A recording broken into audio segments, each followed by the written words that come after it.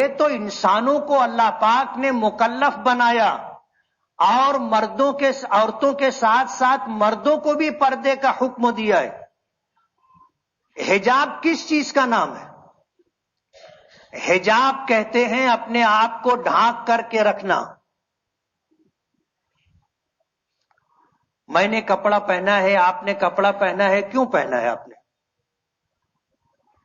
یہ حجاب ہے۔ ہم اپنے جسم کو ڈھانک کر کے رکھتے ہیں۔ حجاب کے معنی ہی ہے ڈھانک کر کے رکھنا۔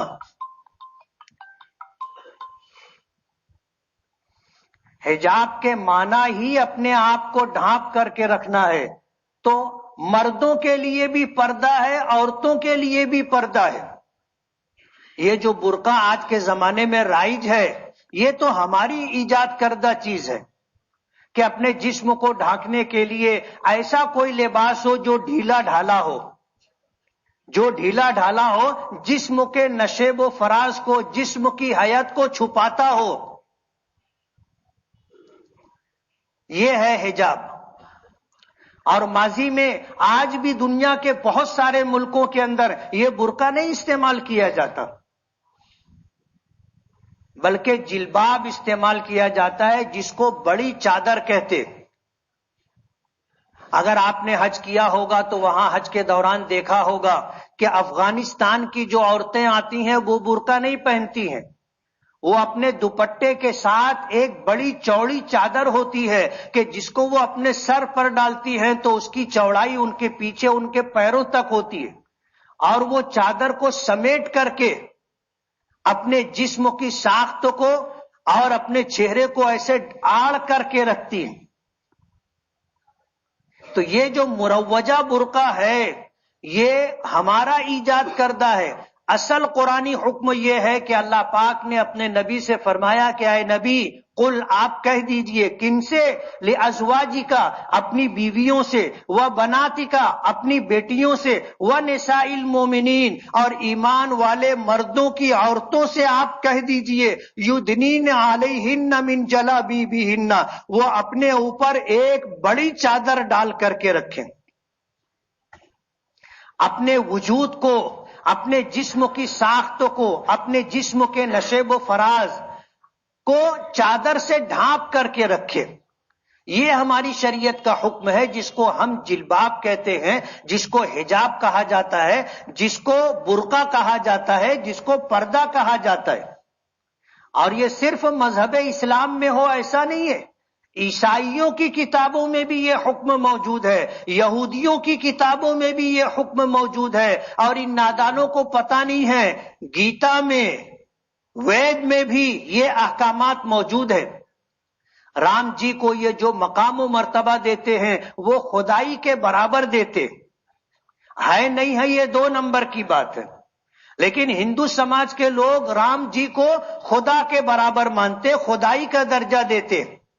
ان کی بیوی تھی سیتا جی، راون اٹھا کر کے لے گیا، برسوں راون کی قید میں رہی، ایک زمانے کے بعد وہاں سے آزاد کروایا گیا۔ اس مدت میں انہوں نے اپنی عصمت کی، اپنی عزت کی، اس طرح حفاظت کی کہ جیسی گئی تھی اسی طرح واپس آئی۔ جس وقت تو ان کو لایا گیا اور عورتوں کی ایک بھیڑ میں وہ کھڑی تھی، تو ان کے دیور لکشمن سے کہا گیا تھا کہ اس میں تم دیکھو تمہاری بھابھی سیتا جی کون ہے؟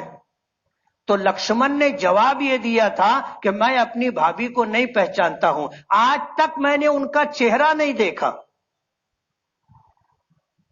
آج تک میں نے ان کا چہرہ نہیں دیکھا۔ یہ لکشمن کا جواب تھا۔ وجہ اس کی یہ ہے کہ ہندو سماج میں بھی گھونگھٹ نکالا جاتا ہے، کبھی کوئی بہو اپنے خسر سسر کے سامنے، کبھی کوئی عورت اپنے جیٹھ کے سامنے بے پردہ نہیں آتی، چہرہ چھپا کر کے آتی ہے، برقع نہیں پہنتے، لیکن اپنے آنچل سے، اپنے دوپٹے سے، اپنی اوڑھنی سے، اپنی ساڑھی کے پلوں سے اپنا چہرہ اس طرح ڈھانک کر کے رکھتی ہیں کہ کبھی خسر اور جیٹھ ان کے چہرے کو نہیں دیکھ سکتا۔ یہاں تو دیور کی بات ہے، دیور جس کو شوہر کا چھوٹا بھائی جس کو بیٹے کی طرح مانا جاتا ہے، لکشمن نے کبھی سیتا جی کا چہرہ نہیں دیکھا تھا۔ ظاہر بات ہے ایسا تو ممکن نہیں ہے کہ لکشمن اپنی آنکھوں کی بینائی سے محروم تھے، یا انہوں نے کبھی زندگی میں قدم سے نگاہ اٹھا کر کے چہرے تک نظر نہیں اٹھائی ہوگی، ایسا تو ممکن نہیں ہے۔ بات یہ ہے سیتا جی بھی پردہ کرتی تھی، تو پردہ تو ہر غیرت مند سماج کا حصہ ہے۔ آج بھی آپ راجستھان چلے جاؤ، ہندو سماج کی عورتیں باقاعدہ گھونگھٹ اتنا بڑا نکالتی ہے کہ چہرے کے ساتھ ان کا سینہ بھی ڈھکا ہوا ہوتا ہے۔ تو یہ تو ہر شریعت کے اندر موجود ہے، لیکن آج کچھ نادانوں کو ایسا لگا کہ یہ صرف اسلام کا حصہ ہے۔ حجاب کہتے ہیں اپنے جسم کو ڈھانپ کر کے رکھنا۔ ہم نے جو کپڑا پہنا ہے یہ بھی حجاب ہے، ورنہ میرا سوال ہے کہ آپ کو بھی جانوروں کی طرح بغیر کپڑے کے رہنا چاہیے، مردوں کو بھی۔ مردوں کے لیے ناف سے لے کر کے پیر تک کا حصہ میں نے پیچھے بتایا تھا کہ یہ جسم کا وہ حصہ ہے کہ جس کو ہر حال میں ڈھانپ کر کے رکھنا ہے۔ ناف کے اوپر سے سر تک کا حصہ مرد اگر کھلا رکھنا چاہے ضرورت کے موقع پر تو کھول سکتا ہے۔ مرد کے لیے سر ڈھانکنا، چہرہ ڈھانکنا ضروری نہیں ہے۔ یہی وجہ ہے کہ ہر دین و دھرم کے اندر مرد لوگ ایسا کپڑا پہنتے ہیں جو ان کی گردن سے لے کر کاندھے سے لے کر کے پیر تک کے جسم کو ڈھانپ کر کے رکھتا ہے، یہ بھی حجاب ہے۔ اور جسم کا وہ حصہ ناف کے نیچے سے لے کے پیر تک، یہ مرد کے لیے وہ حصہ ہے جس کو یہ کسی کے سامنے نہیں کھول سکتا سوائے بیوی کے، یا ضرورت ہو علاج و معالجے کی تو حکیم و ڈاکٹر کے سامنے، ورنہ جسم کا نچلا حصہ مردوں کے لیے بھی ڈھانپ کر رکھنا یعنی پردے میں رکھنا ضروری ہے۔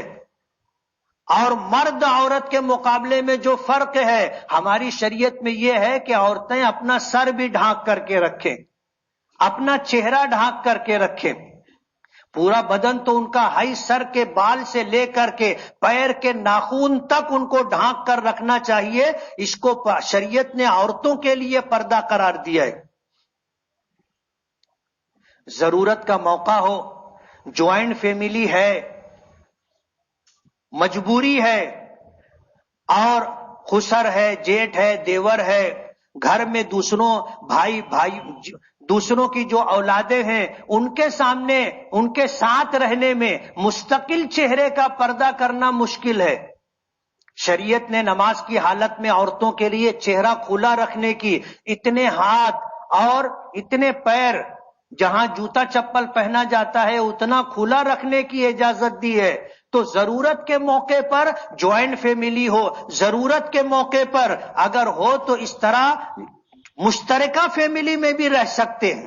جیسے نماز میں چہرہ کھلا ہے، نماز ہو جاتی ہے، نماز کی حالت میں اتنے ہاتھ کھلے ہیں، نماز ہو جاتی ہے، نماز کی حالت میں ہمارے ماؤں بہنوں کے پیر کھلے رہتے ہیں، نماز ہو جاتی ہے۔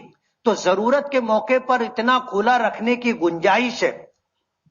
فتنوں کا زمانہ ہے، اس لیے علماء کی ایک بڑی جماعت کہتی ہے کہ جب ضرورت نہ ہو تو اپنا چہرہ ڈھانک کر کے رکھنا چاہیے، اس لیے کہ فتنے کی شروعات اور آغاز چہرے سے ہوتا ہے۔ مردوں کو اس بات کی تاکید ہے کہ پرائی عورتوں کو نہ دیکھیں، ان کے چہرے پر نظر نہ ڈالیں۔ قرآن کریم میں عورتوں کے مقابلے میں مردوں کو پہلے حکم دیا گیا۔ نبی کریم صلی اللہ علیہ وسلم پر وحی نازل ہوئی، قرآن کریم کی آیت ہے کہ قُل لِّلْمُؤْمِنِينَ يَغُضُّوا مِنْ أَبْصَارِهِمْ وَيَحْفَظُوا فُرُوجَهُمْ، کہ ایمان والے مردوں سے آپ کہہ دیجئے کہ وہ اپنی نگاہوں کو پست رکھیں، نظریں نیچی رکھیں، اپنی شرمگاہ کی حفاظت کریں، پاک دامن رہیں۔ وَقُل لِّلْمُؤْمِنَاتِ يَغْضُضْنَ مِنْ أَبْصَارِهِنَّ وَيَحْفَظْنَ فُرُوجَهُنَّ، اور ایمان والی عورتوں سے کہہ دیجئے کہ وہ اپنی نگاہوں کو، نظروں کو پست رکھیں اور اپنی شرمگاہ کی حفاظت کریں۔ مردوں کو پہلے حکم دیا گیا، عورتوں کو حکم بعد میں دیا گیا، تو یہ حکم تو مردوں کے لیے پہلے ہے، تو اس لیے حجاب اور پردہ دونوں کے لیے، اور ضرورت کے موقع پر چہرہ کھلا رہے۔ عورتوں کی اگر مجبوری ہے تو مردوں کو حکم ہے کہ وہ اپنی نگاہوں کی حفاظت کریں۔ جیسے حج کے موقع پر ایک خاتون نے نبی کریم صلی اللہ علیہ وسلم سے آ کر کے سوال کیا، آپ اپنی اونٹنی پر سوار تھے، آپ کے پیچھے فضل ابن عباس، آپ کے چچا زاد بھائی عبداللہ ابن عباس کے بھائی بیٹھے ہوئے تھے۔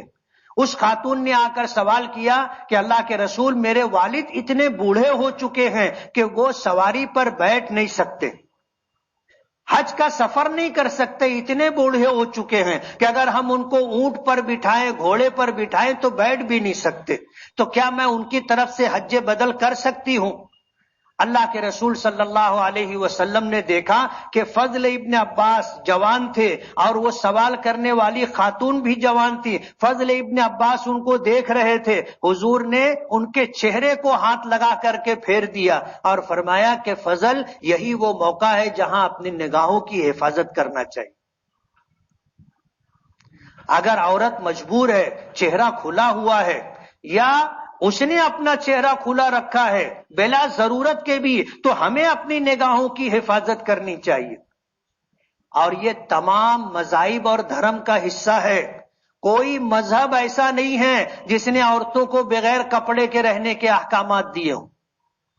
آپ دیکھ لو، عیسائی عورتیں نن جو ہوتی ہیں ان کا ایک مخصوص لباس ہوتا ہے، جن کے سر ڈھکے ہوتے ہیں، بال چھپے ہوتے ہیں، اور کاندھے سے لے کر کے نیچے تک ایک ڈھیلا لبادہ ہوتا ہے، وہ پہنتی ہیں۔ اس میں آپ کو نہیں سمجھ میں آ سکتا کہ اس کی کمر کتنی ہے، اس کا کاندھا کتنا چوڑا ہے، اس کے جسم کی اٹھان اور نشیب و فراز کیا ہے، آپ کو نہیں پتا چلے گا، یہی حجاب ہے۔ اس لیے آج جس طرح مسلم خواتین کو حجاب کے نام پر ٹارگٹ کیا جا رہا ہے، یہ ملک کی موجودہ حکومت کی پلاننگ اور سازش کا ایک حصہ ہے۔ کبھی یوگا کے نام پر پورے دیش کے لوگوں کو مجبور کیا جاتا ہے کہ وہ یوگا کرے اور مشرکانہ عمل کو اختیار کرے۔ کبھی ایسا ہوتا ہے کہ پورے دیش کی تعلیم گاہوں کے اندر سوریہ نمسکار کے احکامات دیے جاتے ہیں کہ سب کو صبح سورج کی پوجا کرنی ہوگی۔ کبھی ایسا ہوتا ہے کہ ملک میں رہنے والے لوگوں کو الگ الگ طریقے سے مجبور کیا جاتا ہے کہ وہ اپنا دین دھرم چھوڑ کر کے دوسرے دھرم کے احکامات کا پالن کریں۔